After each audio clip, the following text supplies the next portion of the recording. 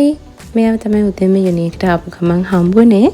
කට්ටිය සේරම ලෑස්ති වෙලා ඉවරයි. මම තමයි අන්තිමටම යුනියකට ඇවිල්ලා තියෙන්නේ ලෑස්ති වෙන්න.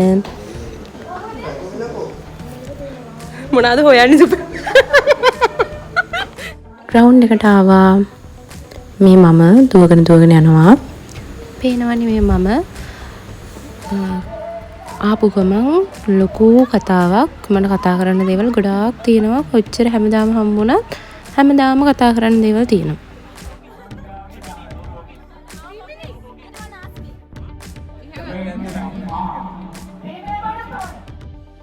දැන් තමයි ග්‍රවුන්ඩ් එකට ආවේ.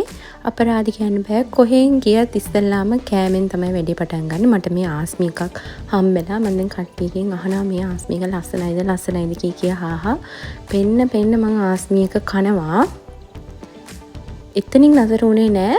කිරිබතුත් කෑවා. එක්කෙනෙක් කිරිබත් කවනවා. තව එක්කෙනෙක් මගේ කටට හාල් මැස්සු දානවා.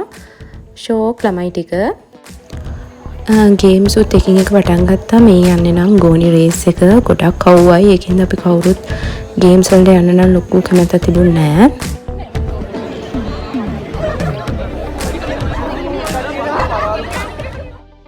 අහුවයි කියලා හිටියොත් එක ගේම් එකක්වත් ප්ලේ කරන්න වෙන්නේ නැති හින්දා ඔන්න මං අපේ පැච්චිගේ ළමයි ටිකවත් එක්කගෙන ආවා කබ දින්න. බලන්නකෝ කබ ඇතුව විදිය. ඔය විදිහට තමයි ගේම් එක ඉවර වුණේ අන්තිමට. කබාදින්න මුලින්ම ආසාවක් තිබ්බත් මට පස්සේ කබාදින්න බෑ කියලා හිතුණා. ඒත් මෙන්න මෙයාලා එන්න කියලා කිව්වා කබාදින්න. මොකද යාළගේ ටීම් එකට එක්කෙනෙක් අඩු වෙලා හිටිය එක ගර්ල් කෙනෙක්ව. ඉතින් මං බෑ කිව්වේ නෑ. මොකද ඉතින් මේ කාලේ විතරනේ අපිට එන්ජොයි කරලා ඉන්න තියෙන්නේ. දින්නත් නැතත් ඒ වෙලාවේ අපි එන්ජොයි කරලා ඉන්න ඕනි. ඉතින් දිනුම පෙරදුමට වඩා මට මගේ ආතල් එක වටිනවා.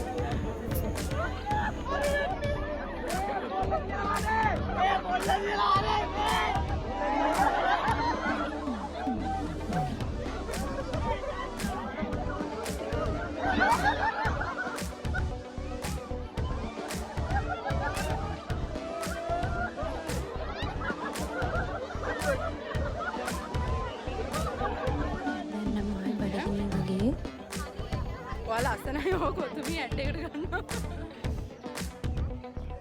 කො විහඟ ඔයාව කොතුමි ඇඩ් එකට ගන්නවා.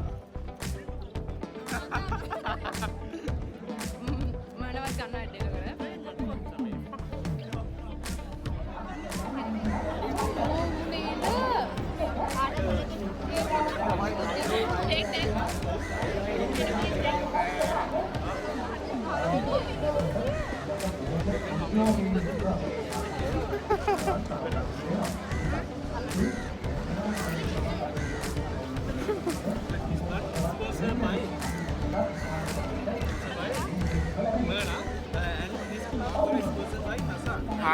Thank you.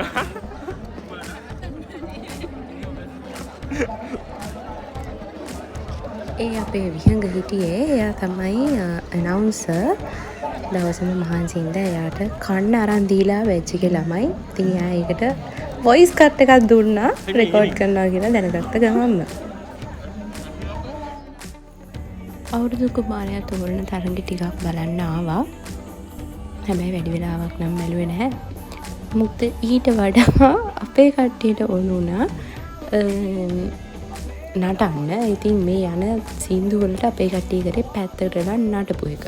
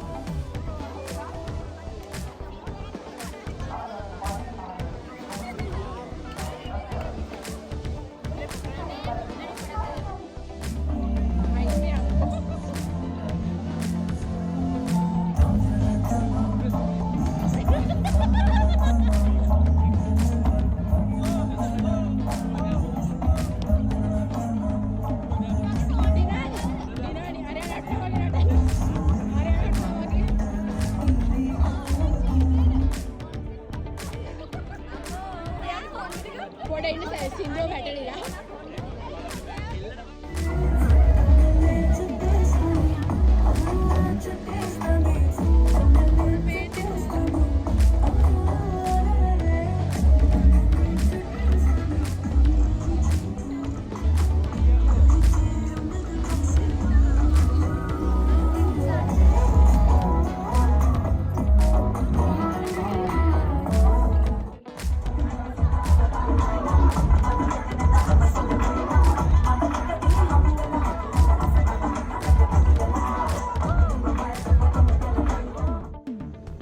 DJ එක නම් වැඩි වෙලාවක් තිබුණේ නැහැ. යාලා ඉක්මනින් අතර කරා. කට්ටිය හැමෝටම දැන් නම් මහන්සි.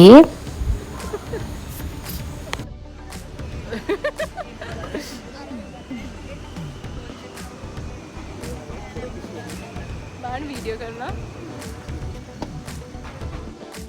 අද දවසේ අපිට හම්බෙච්ච හැම පොඩි වෙලාවක්ම අපි හොඳටම එන්ජොයි කරා. දැන් නම් මහන්සි හොඳටම කට්ටිය මිදින් ට්‍රේන් එකේ තමයි ගෙදර ආවේ.